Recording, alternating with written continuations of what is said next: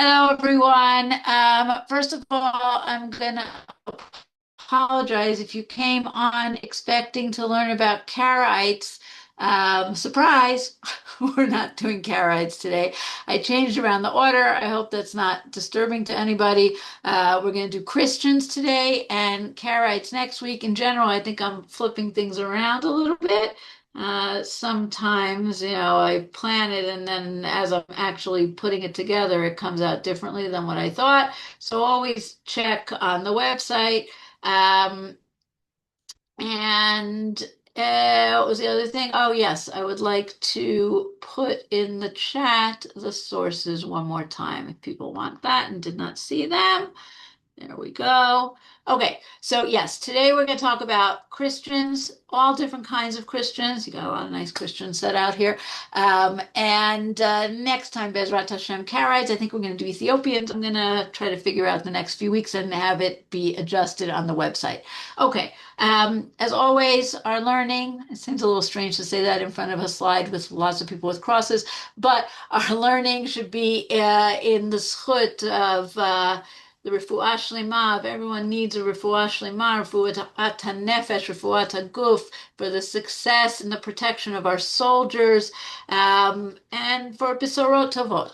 Okay, so we're going to talk about Christians in Israel, who are really a very interesting minority, right?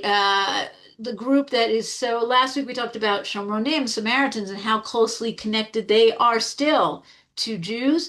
Christians begin, of course, very, very closely connected, and still are connected to Jews, but it's a very complicated relationship, as we all understand.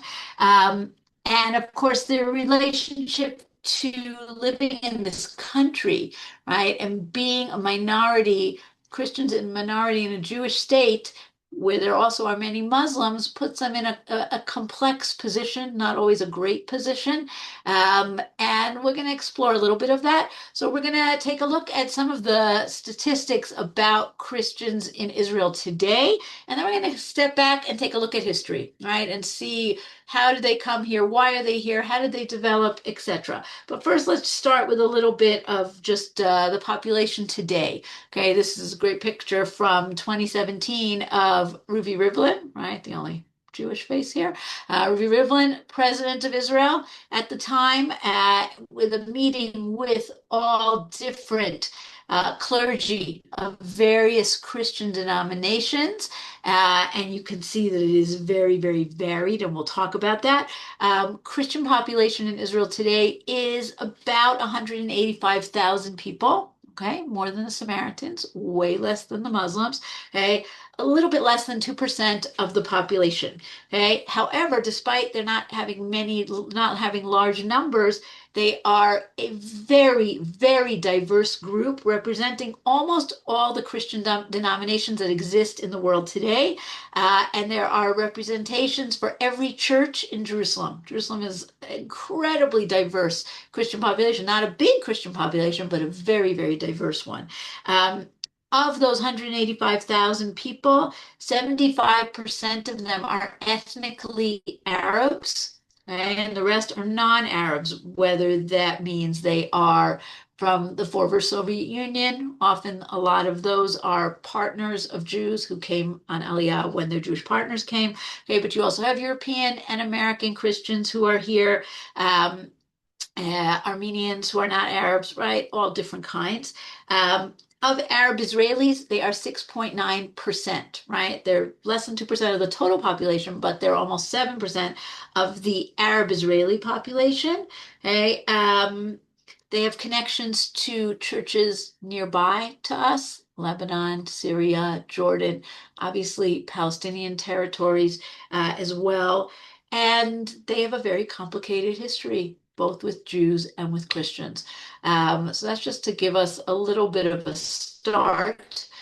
Um, we have essentially three groups of Christians in Israel, right? And we're going to define that by when they come here.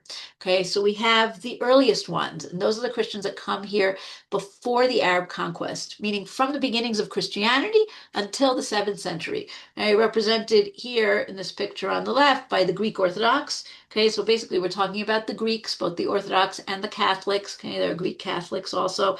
The Arameans, right? That sounds so strange, but there's a church, Syrian church, that they consider themselves coming from Aram, and they speak Aramaic. Go into the old city, you can meet not Jews who speak the language of the Gemara, which is pretty wild.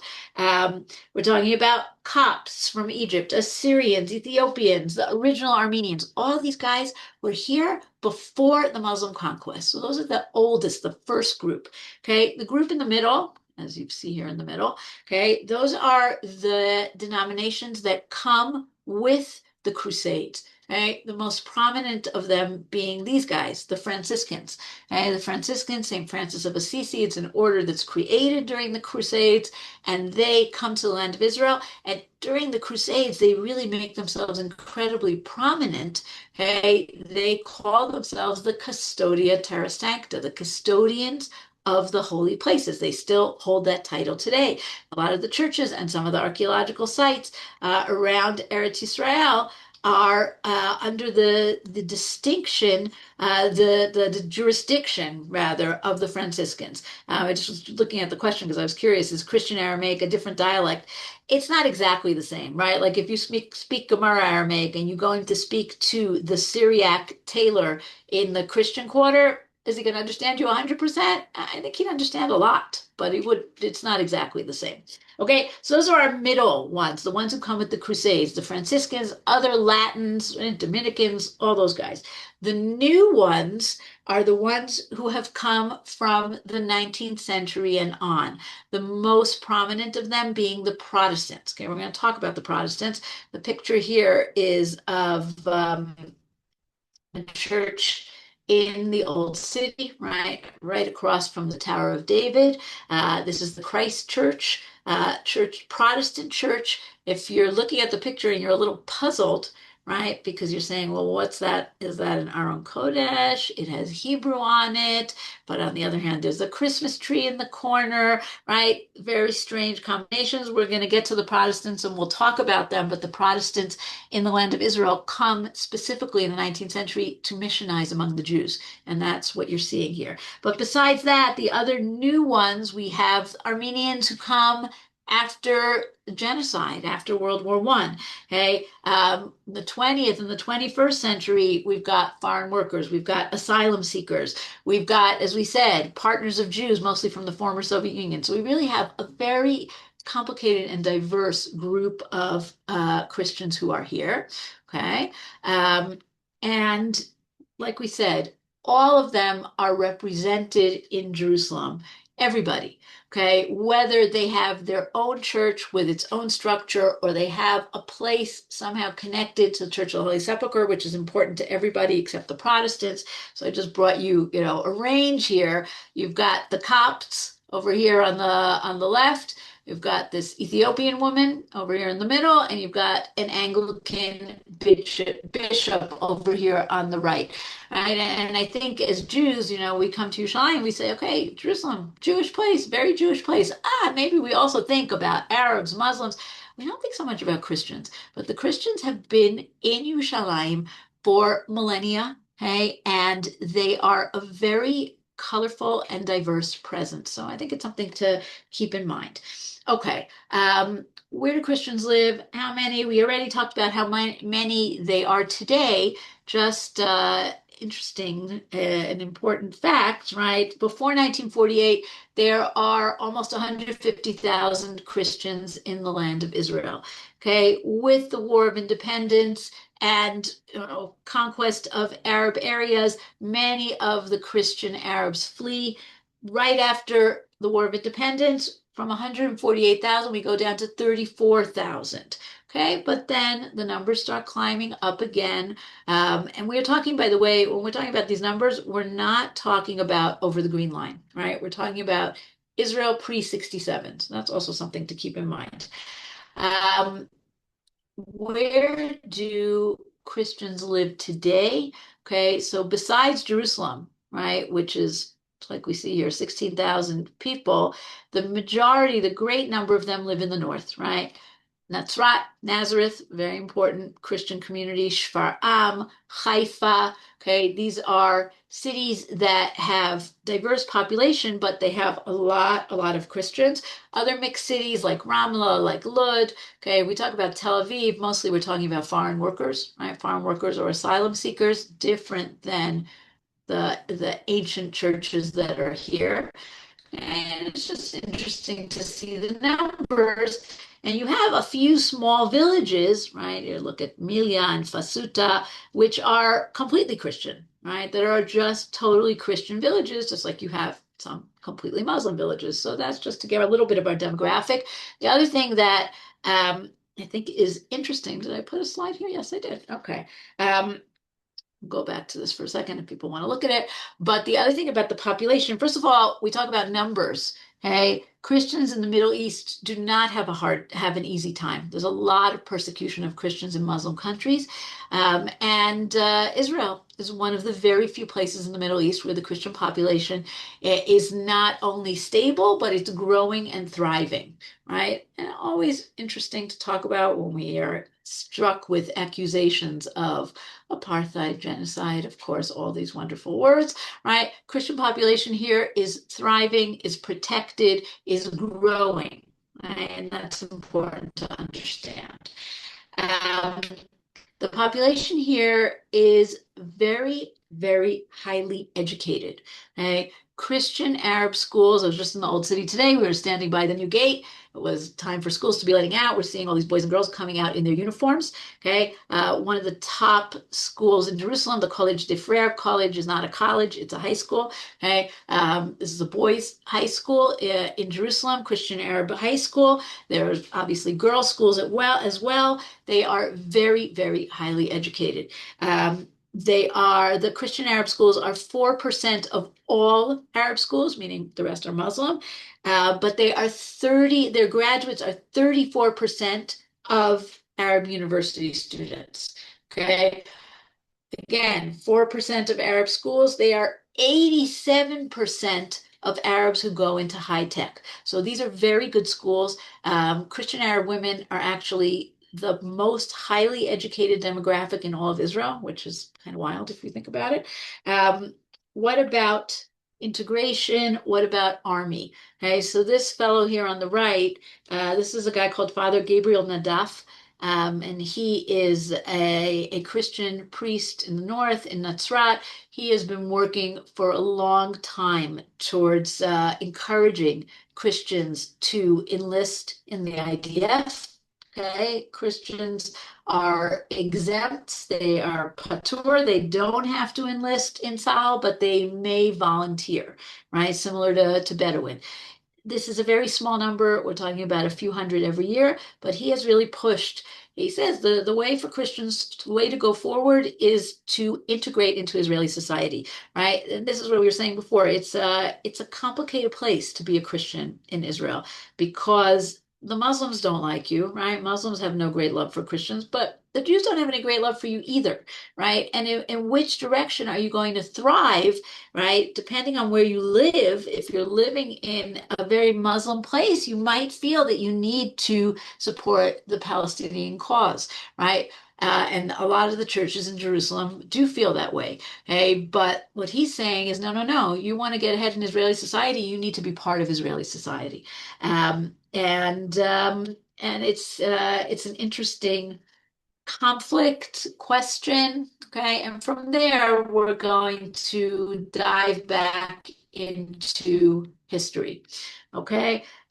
So Christianity, of course, begins as a sect of Judaism, a very small, minor Jewish sect, one among many that you really would not have expected to succeed any more than you would have expected the Essenes to succeed.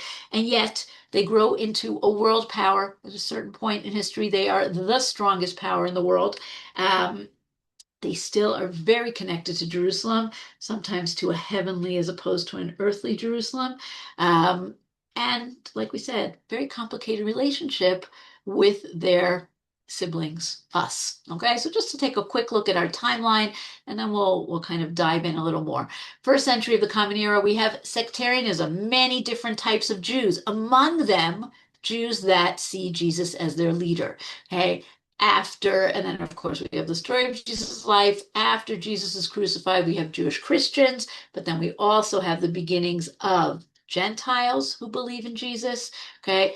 With the destruction of the Beit HaMikdash, we have a red line between Jews who follow the rabbis and everybody else. Okay.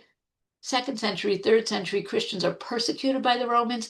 Major change in the world, right? One of the major watersheds in the world, the early fourth century, Roman Empire, Roman Emperor Constantine converts to Christianity, takes the Roman Empire with him, founds the city of Constantinople. This is the beginning of what we call the Byzantine period, and Christianity goes from being a small persecuted minority to being a world power. Right? Constantine's mother, the Empress Helena, establishes major churches, including the Church of the Holy Sepulchre. Okay? Christians are very powerful in the land of Israel until 7th century Muslim conquest. Muslims kicked out by the Crusaders, Crusaders kicked out by the Mamluks, right? And Christians slowly coming back and rebuilding. 19th century Protestants come. Okay, late 19th century European powers, Christians come and build churches, hospitals, etc.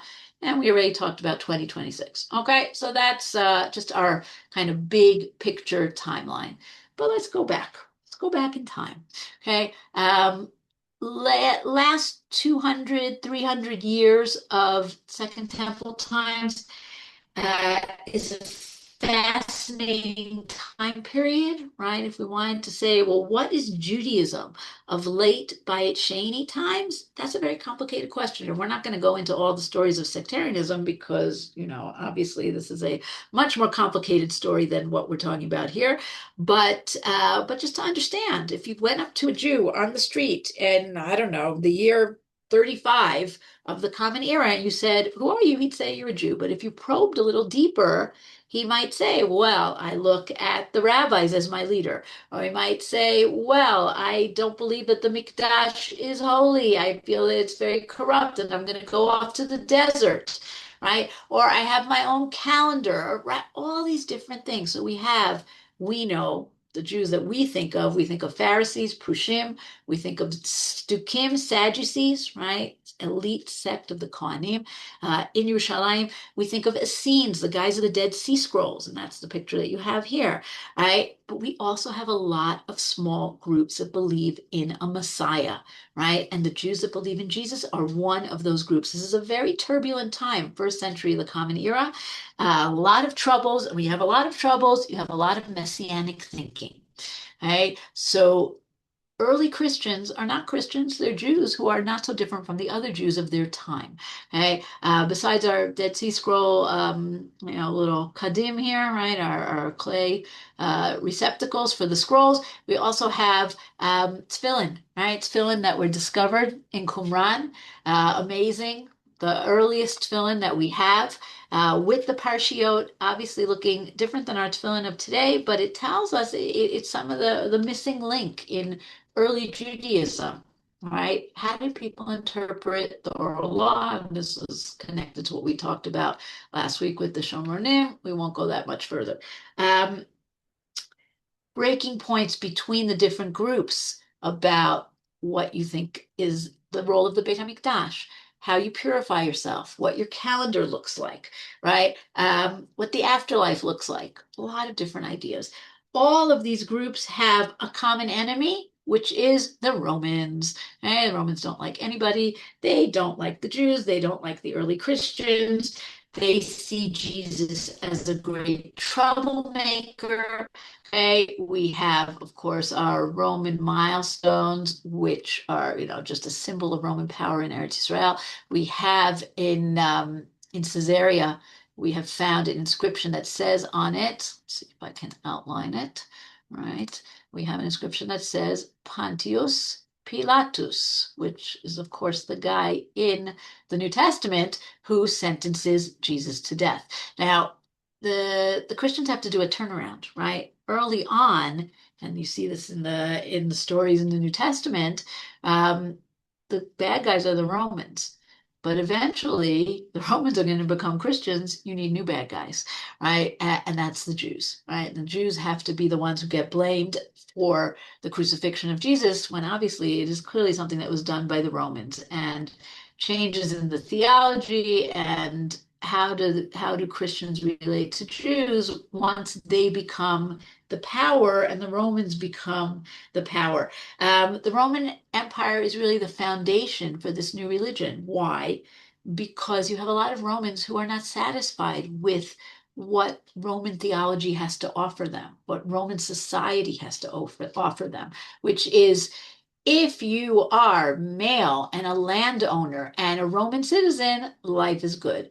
If you are anything else, woman, Jew, slave, child, you have nothing, right? You have nothing. You have no hope for a better future. You have no hope for a better afterlife. And now Jews have morality, have an afterlife, have all these great things, but Judaism comes with a lot of catches, i.e., mitzvot, right? I.e., circumcision.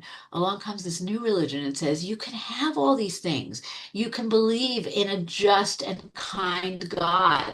You can believe in a better afterlife, but you don't have all these catches of keeping kosher, what you eat, how you use your body, right? All different kinds of things like that. So the Roman Empire kind of lays the groundwork for people finding Christianity appealing.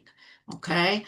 Um, just to step back a little bit before we get to that, very strong connection of Christianity and Eretz Israel, of course, is where the stories take place. Stories take place here, right? When you read the stories of Jesus's life in the Gospels and other places, they're happening in, first of all, the Galil. Galil is super important. You go to the Galil and you can hike. If you're a hiker, you can go on two different trails.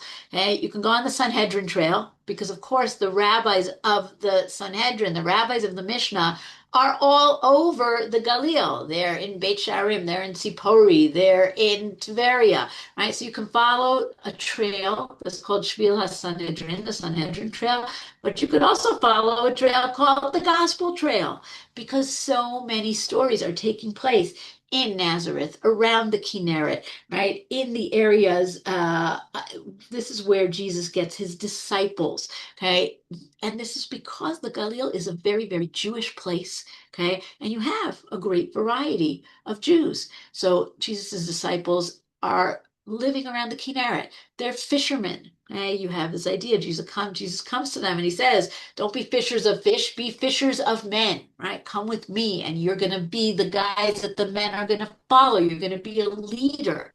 Okay. And still today, right? You can go down to the Jordan, right? Which is where we have the famous story of Jesus being baptized by John the Baptist.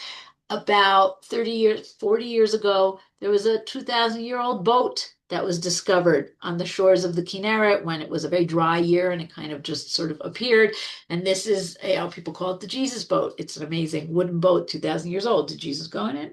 Probably not. Okay. But it's from that time period, right? So when you travel around the Kinneret, so many, many Christians come to the land of Israel, certainly devout Christians, certainly, more Protestants, evangelicals, they want to walk in the footsteps. They want to go to all these places where the stories take place, where the miracles happen, where Jesus preached, right? This is a very significant thing for them. So they'll go to the churches that have been founded in places where you have the miracles of the loaves and the fishes, right? Or the Sermon on the Mount, right? This is a church of the Beatitudes where you have the Sermon on the Mount, right? Ashrei.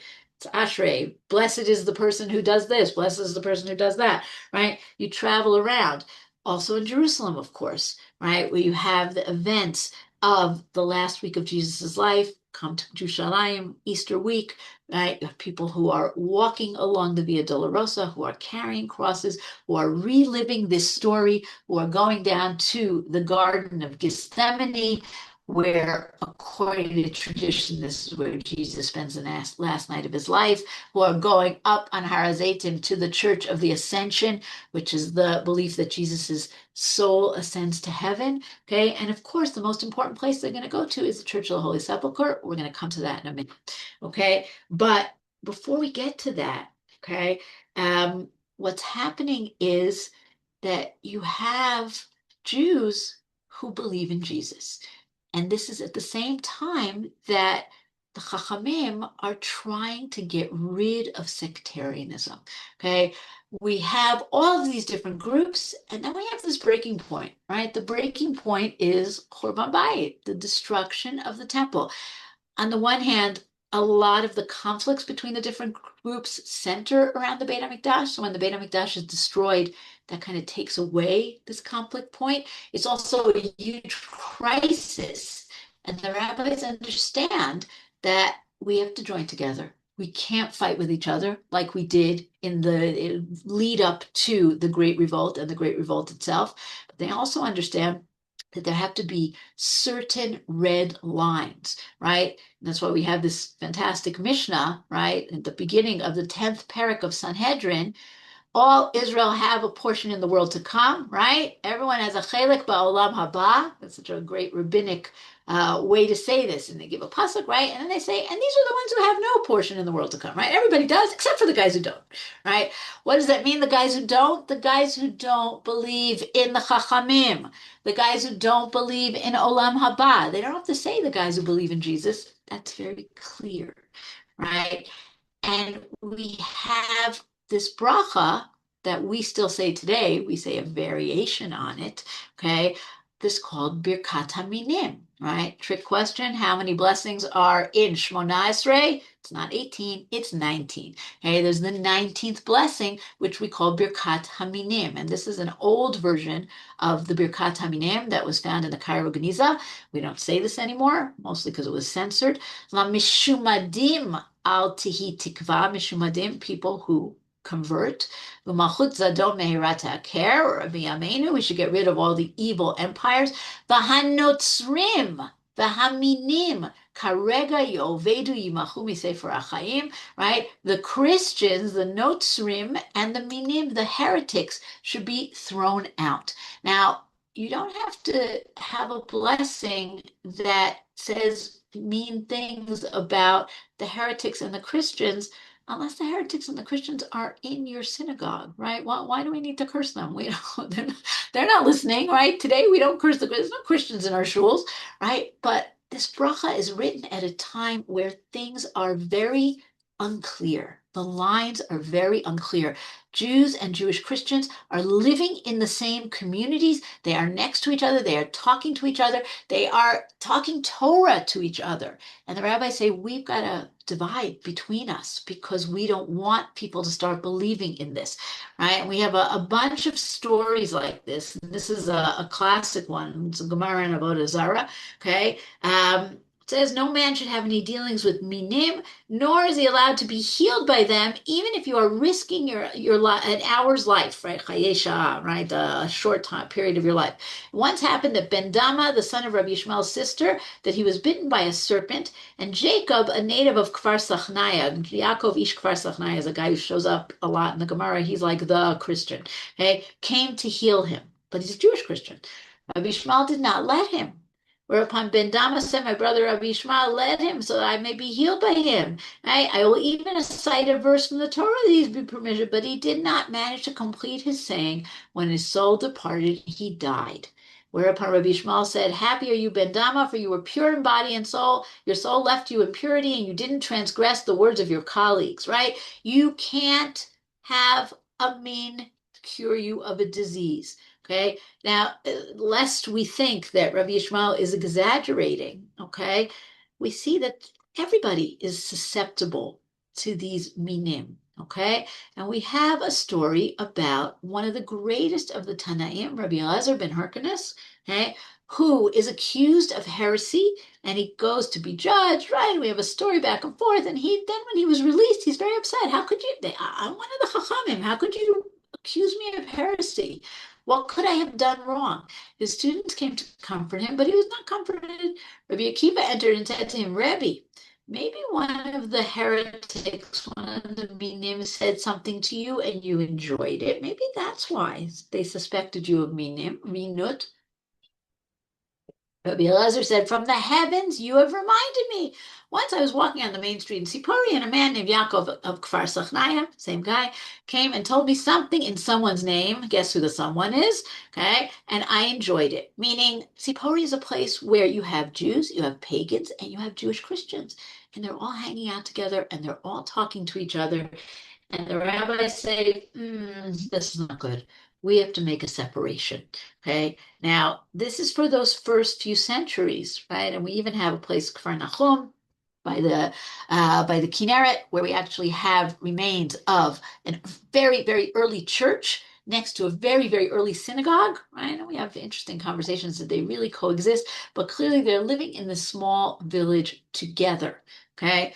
Now, this changes once two different things happen. First, Christians, Jewish Christians, start going out to non-Jews. Okay? They start saying, well, let's expand our pool. These Jews, they're not listening enough to us. We need more people. Let's expand our mission to the Gentiles. Okay, that's the first thing that happens. And that happens, of course, with a very significant, two very significant things that happen. First of all, you have somebody named Peter, right? One of the disciples. And in the New Testament, he's in Jaffa. He goes to the house of a guy named Simon the Tanner. You could still go to Jaffa today and see the traditional, this is where the house is. And he has a vision. He has a dream. He's on the roof of Simon the Tanner's house and he has a dream. And in the dream, he's very hungry. And an angel comes and spreads out all kinds of food for him. And the food includes shrimp and lobster and bacon. Now, Peter's a good Jew. And he says to the angel, I can't eat any of that stuff. And the angel says, are you saying that something that God has created is impure? Everything that God has created is pure. Now, there's two meanings to this. Number one, you don't have to worry about kashrut, right? And this is the beginnings of Christianity saying, mitzvot, maybe not, right? You don't have to do those things. But it has a deeper metaphorical meaning, which is that all people, just like all foods, are pure. All people can be brought into this covenant of Christianity. Okay. And then you have another guy called Saul of Tarsus, who is a Jewish guy, who has a vision, converts to Christianity, and then he goes and travels all over and he starts to convert Gentiles. So that's one thing that happens, right? Jews and Christians begin to separate because you start having more and more Christians who are not originally Jews. But the real separation is when Constantine comes along, right? And Constantine is Roman. He converts to Christianity. He converts the Roman Empire to Christianity. Christianity goes from being this despised small minority to being the majority religion, being the ruling religion, right? And alongside that, there's also more of a move to separate, right? Our holy day is not going to be Shabbat anymore. It's going to be Sunday, right? We have all kinds of laws where it's not that Jews say, I don't want Christians to treat us. It's Christians saying, I don't want Jews to treat us, right? We want to separate from you. You said you want to separate from us. No, no, no.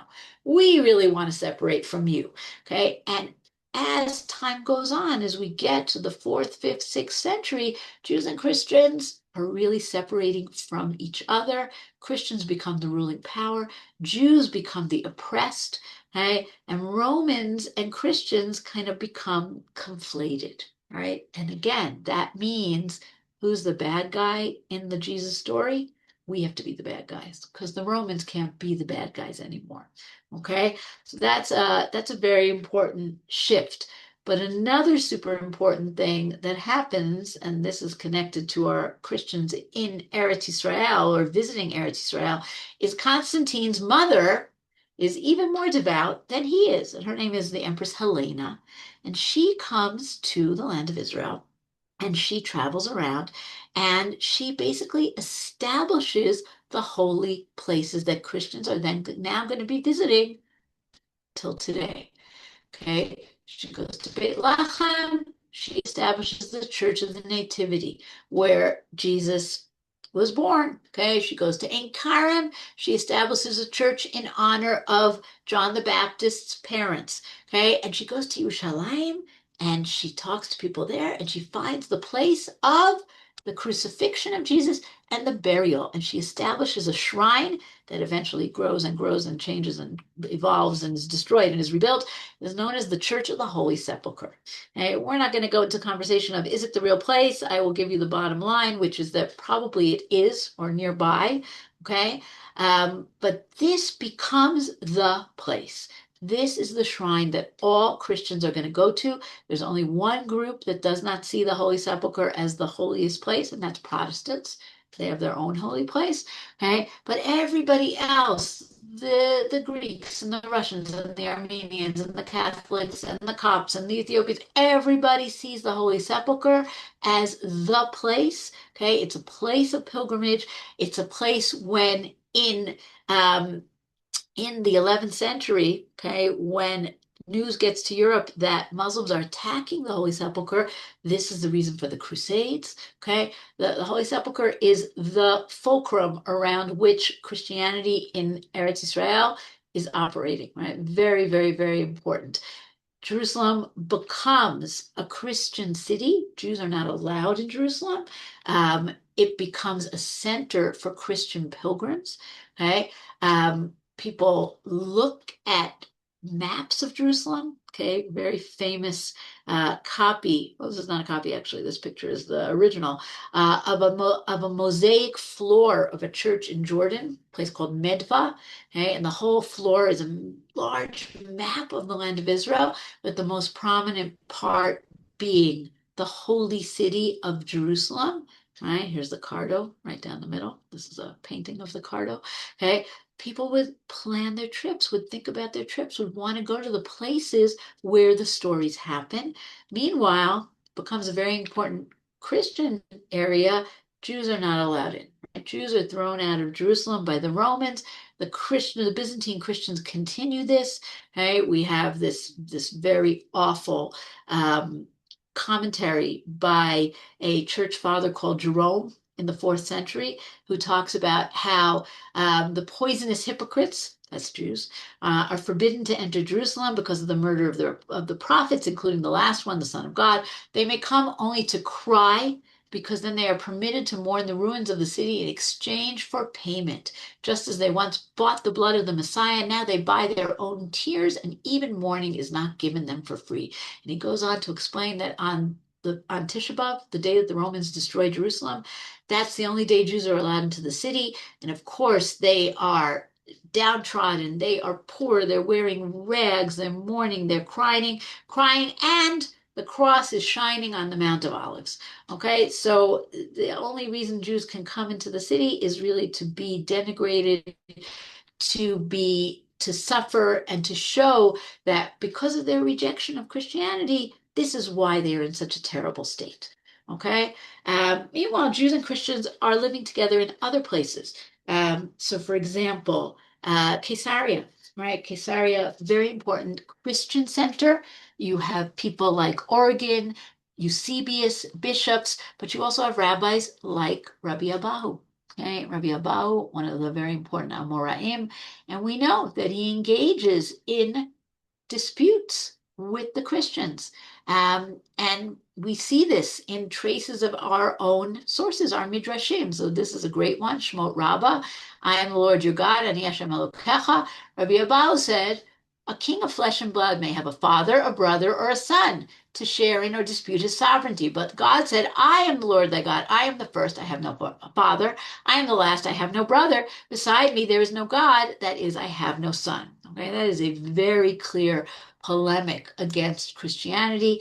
And we hear about the rabbis of Caesarea that they're asked by the Minim, right, who are obviously the Christians, why do you know the Bible so well? And they say, because we know you know the Bible, and we have to dispute you. We have to argue with you. We have to show you that your way is not correct. Okay, so Jews and Christians are interacting, but in a less friendly way, let's say. Meanwhile, at this time that you have this super powerful church with the establishment, right? The Roman Empire is backing them.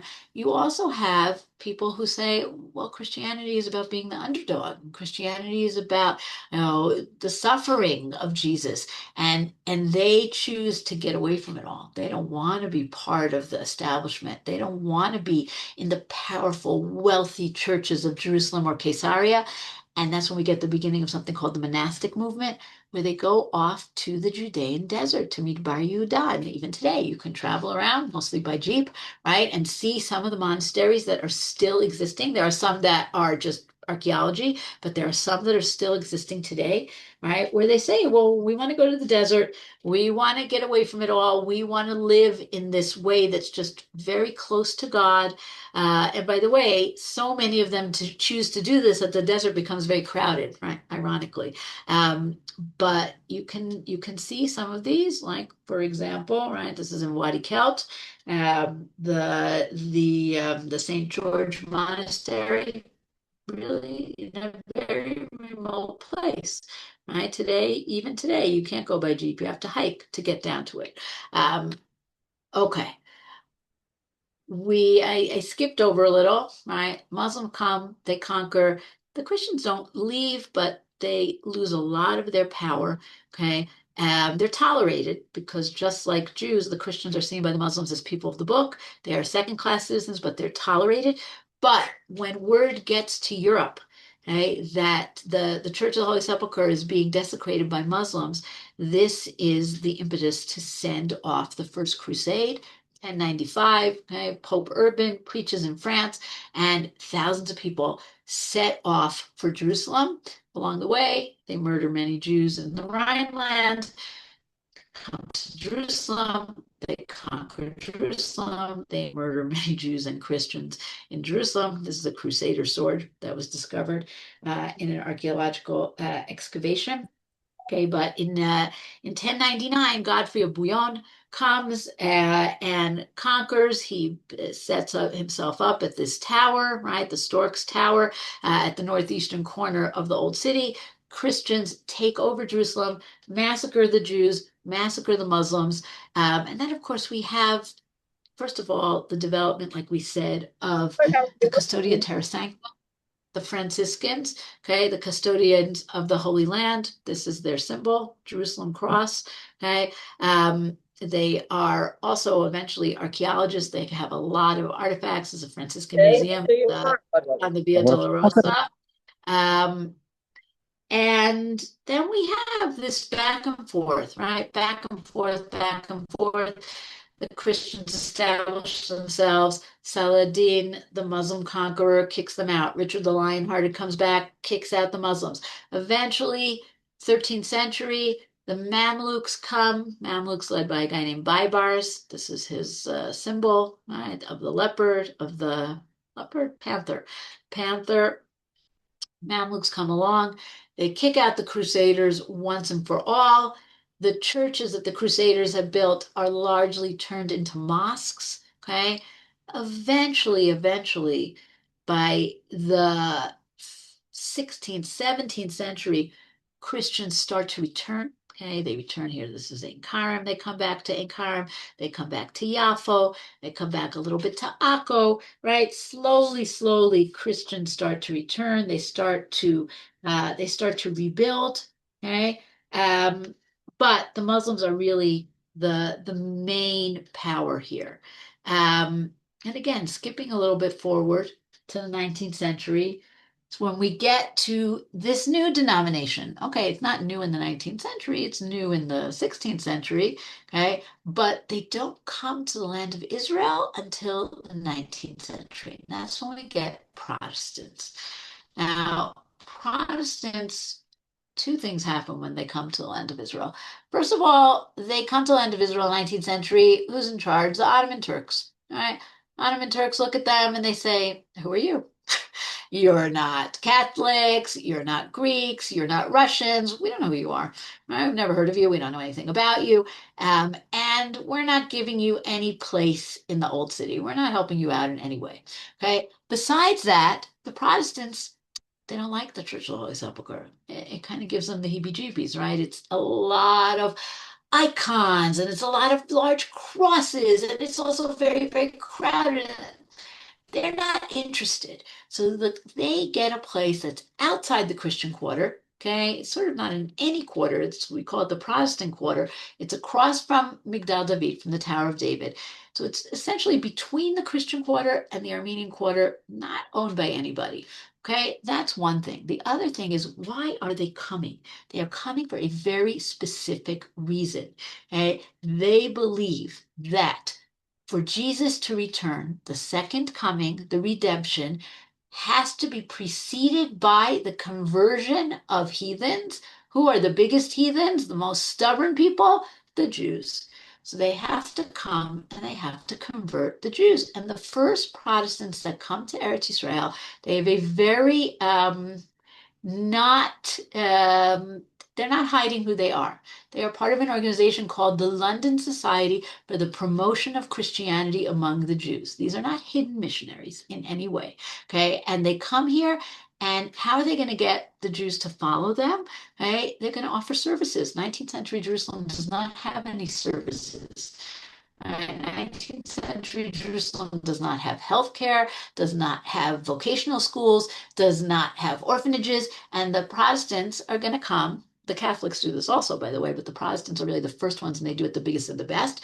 And they say, okay, we're going to establish these places, and you're going to come to us because you don't really have any alternative. And when you come to us, we're going to make it very friendly for you.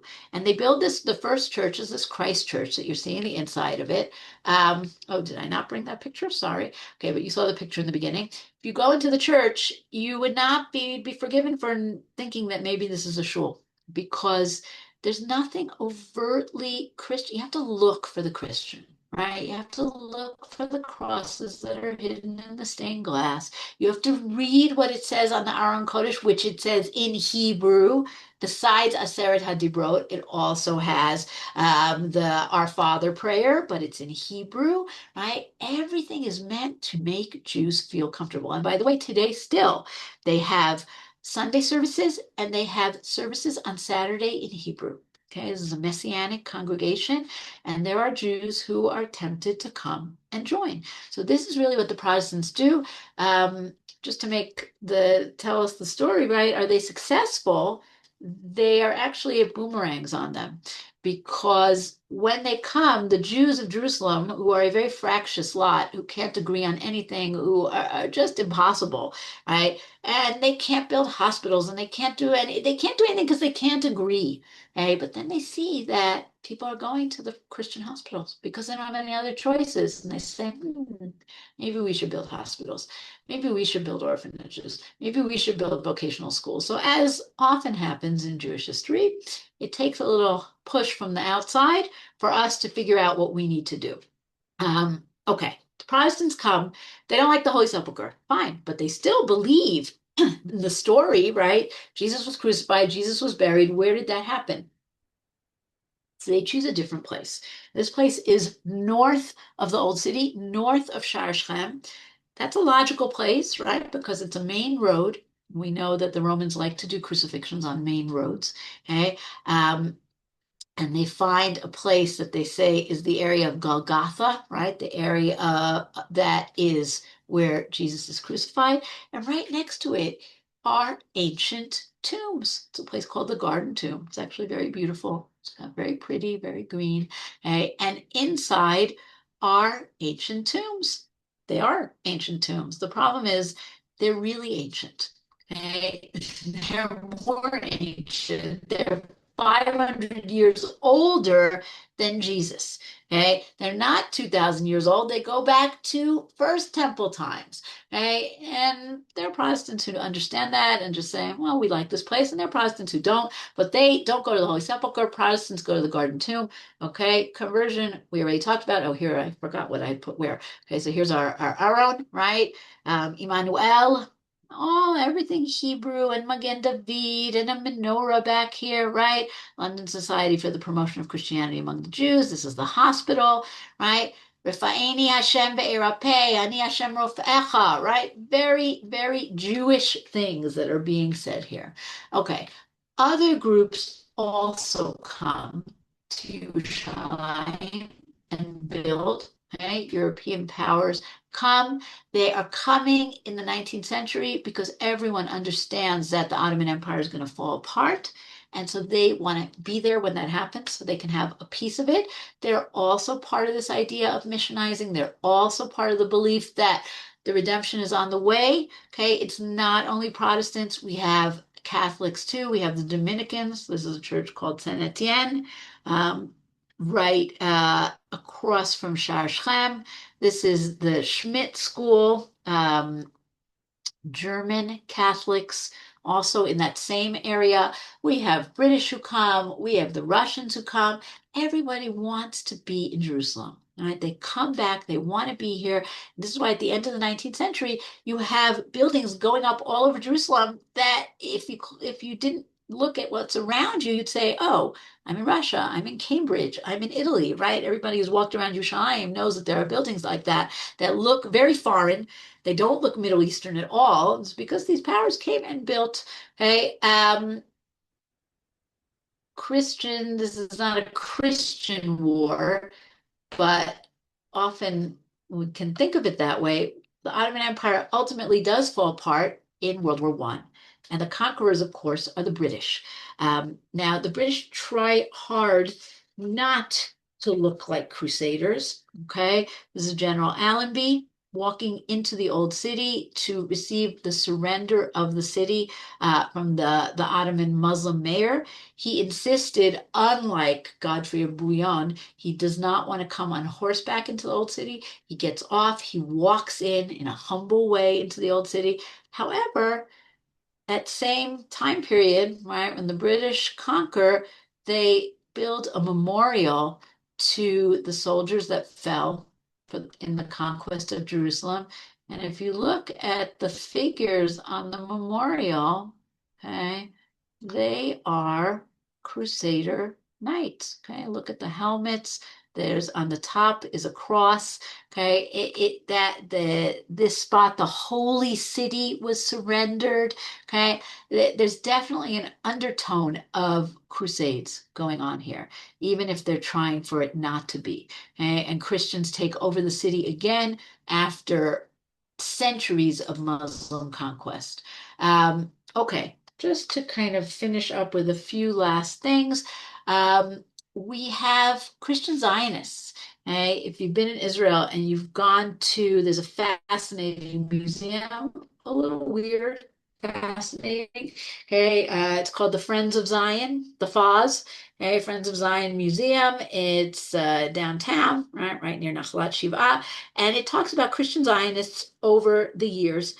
And this is really very fascinating because, on the one hand, you have Christians who are very anti-Zionist, who believe that the Jews should be downtrodden. That's been the church line up until the 1960s, that the Jews suffer and are homeless because of their rejection of Christianity. But you also have this flip side of Christians who really believe that Jews should return to the land, that they should flourish in the land. And you have all different kinds of people. One interesting guy is this fellow with the fantastic beard. His name is Lawrence Oliphant. He lives in Haifa in the late 19th century. He's involved in traveling around in the Galil and the Golan and discovering ancient synagogues. He believes the Jews can have their own country. Okay, we have other people like Ord Wingate, all right, British Army officer who helps train the special forces, the special units of the Haganah, all different kinds of fascinating people. So we definitely have Christian Zionists. And of course, today we have pilgrims who come literally from all over the world to come to the land of Israel. Unfortunately, the last 5 years has been very hard in terms of Christian tourism. 2019 was a record-breaking year, where we had over 2 million Christian pilgrims come to the land of Israel. And then, of course, COVID, and then, of course, war. Okay, but now people are starting to come back. And of course, we have, where are they going, right? They're going to the Holy Sepulchre, particularly during Easter week. Thousands of people who are coming. They're going to the Jordan to be baptized. They're going around the Kinneret. So these are not local Christians, but you have many, many, many, many more than Jewish tourists, because there are many more Christians in the world, who are coming to the land of Israel, who want to be here, who want to be close to the holy places. This is important on an economic level for the state of Israel, but it's also very important on a political level, right? We want to be seen as a country that safeguards Christians, that is open to Christians to come, that is friendly, that is tolerant. This is a very important thing for Israel, especially today in our Hasbara in the world, which could use all the help it can get. Okay, let's take a look at chat. We have many things here. We talked about Christian Aramaic. Um, Okay, yes. So thriving, except so I will add about the Haredi story, right? Unfortunately, in the last few years, there has been a really bad phenomenon of Jewish kids, some Haredi, some Dati Leumi, who have come and have attacked Christians and Christian sites, particularly in the Old City in Yerushalayim. Just recently, and I've seen this myself as I've walked around. Rav Nebenzahl, who is the Rav Rashi of the Old City, has published and put up signs around the Old City saying this is completely asur, it's against halacha, you cannot do this. Okay, so just there are voices speaking out, but yes, it's a bad phenomenon. Yeah, can people, is there a law against converting? So I had always thought this is true, but it seems it is not, right? Proselytizing is there's a very it's a very specific thing how much you can proselytize. I have to look into it. I don't remember exactly. I invite anybody who wants to. The priest is he's an Anglican bishop, as far as I understand. And I didn't even say this before, but this is not Christian theology because I can't do theology, right? So the difference between Anglican, is he a priest? Is he a pastor? I'm not even going to go into it. Yes, Kfar Nachum is Capernaum, right? We say Kfar Nachum, Christians say Capernaum. It's the same thing, right? It's the same thing, it's just pronounced differently, and we have a lot of places like that. Kol Yisrael Yesh Lahem Chelek is considered a later insertion. Oh, interesting. But it's nice, and we like it, and we sing the song. But okay. Okay, the Byzantines called themselves Romans, non-Oriental, non-Assyrian. Right, exactly. Right. But by the way, there also was a movement relatively recently. This priest Gabriel Nadaf was one of the people behind it. That there are Christians who want to have in their ID card, they don't want their ethnicity to be listed as Arab. They want to be listed as Aramean, right? And that's again, that's what you're saying here, right? These non-Arab Christians, and it passed. It's a law, so you can have that in your two dots. You can be an Aramean instead of an Arab. Um, Monastery is very much not a Jewish or Muslim concept. I'm not going to get into that. There is a strain of asceticism in Judaism. We have the Essenes. We have it. It's a fringe, but I won't say it's very much not a Jewish concept. I think it's there, but there's a lot against it. Um, New notes. Oh, nobody, the link, yeah. Or you could just go on the Torah in Motion website and they are there also. Yes, there are infamous cases of their success. I agree with you. But very few, right? Very few. Nothing, nobody super important. Yeah, Armenians are always hard hit. And yeah, complicated stories. Okay, I don't know if anybody has any other comments. Yes, I wanted to say the best book on early Christianity out of Judaism is Paula Fredrickson, who obviously Scandinavian in America, who then converted to Judaism herself and now lives in Israel, made Aliyah. And Barry Weiss, of the Free Press, interviewed her over Christmas, and it was amazing. The Anglican bishop you had, I worked with him in Israel, Bishop Suhail. He was okay. He wanted me to intervene with the Israeli government, don't laugh, to talk to Hamas in 2006. I passed on the message, but they said they wanted some names. He then went over to the other side. They now have an Anglican archbishop, and they all hate us. And the Anglican Church generally hates Jews. I also worked in the Church of Scotland School in Jaffa, where there are quite a few Christians, and they were okay. And I taught music. So there you go. So Paula Fredrickson is an amazing woman, and it's very interesting. The first converts. What's the name of the book? Yeah, Ancient Christianities, and it's very readable. And it was recommended by my friend, former Archbishop Rowan Williams, who is okay. You know, none of them love us. None of them love Israel, but he's better than most. But at the moment, they hate us. And Bishop Sahel was good, but he was scared stiff of the Muslims. That's a nice picture of him that you had. Lovely talk. Thank you very much. What's the name of the author? Paula, Paula Fredrickson, as if it's Norwegian or something. Yes, it's a very good book. Yeah. Thank you. I'm going to look it up. Thank you very much. That's all right. Okay. Anybody else? All right. Thank you, everyone. Shabbat Shalom. And next week, Bezrat Hashem, I hope to do Karaites. If there's a change, you'll see. But I think that's what we're going to do. All right. Take care, everyone. Thank you very much. Thank you very much. Shabbat Shalom. Thank you. Thank you. Shabbat Shalom. Shabbat Shalom. Thank you. Thank you.